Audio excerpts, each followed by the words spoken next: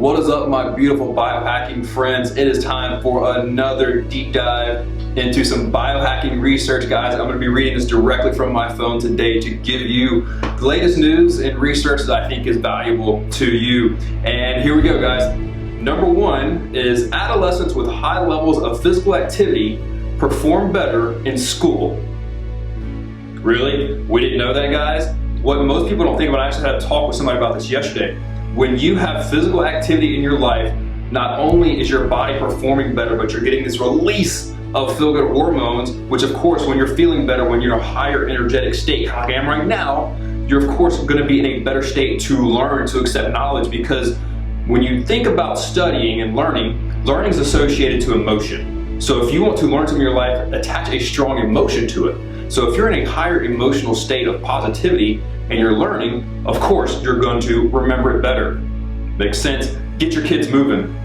All right, number two, and this one's kind of one that I've been preaching about for a while. I'm glad research is once again backing this up. Link between gut microbes and muscle growth.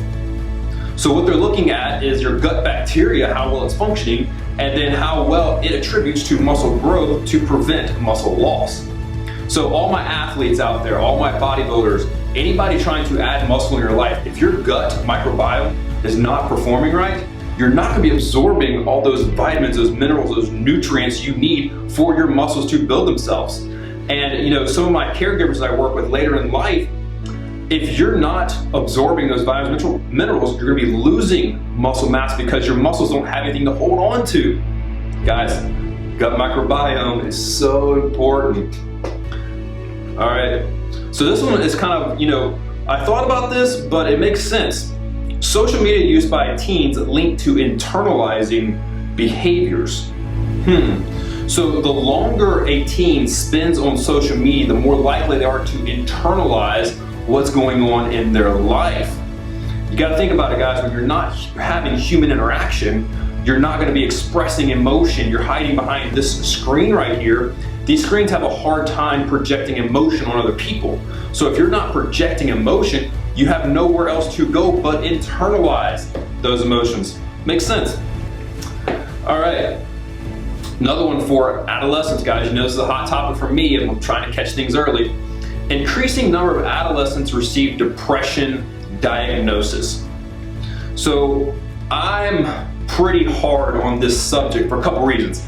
I think probably one of the number one reasons that this is happening is there's an increased awareness now about depression. So more people are hearing the word depression. So when they start to, feel those depressive thoughts, they want to get help, which is a good thing. But part two to this equation, and this is where I take a firm stand on, is I don't think as many people are depressed as they are in a low state. So let me kind of define that for you. A low state is this: me and my girlfriend just broke up, I feel like crap. Depression is a prolonged state. So it's more like, I don't care what good happens in my life, I feel like crap.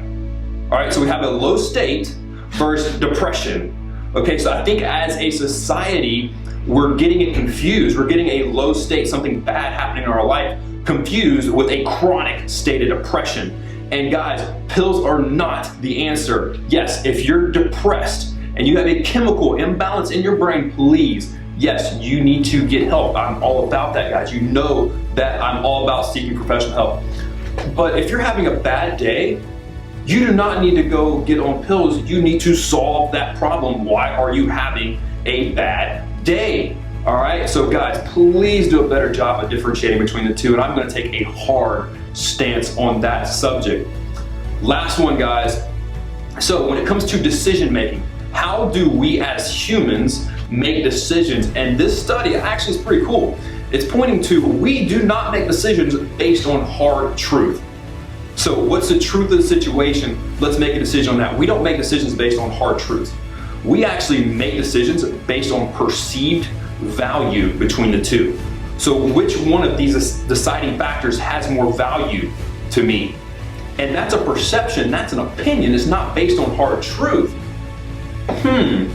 Makes you think about some things, right? Like, am I really doing what's best for me? Or am I doing what I think is best for me based on how I perceive the two projected outcomes. Think about it, guys. So that is your biohacking research of the day, guys. Please leave me some comments. Let me know what you think about it. I'm going to be bringing you a ton more of these, guys. This is where my head stays. I've actually compiled like research from the last 5 days and brought you some that I thought would be valuable to you. So that's what I got for you today, guys. Hope you got something out of it. In the meantime, go love, serve, change the world, be the hero you were destined to be.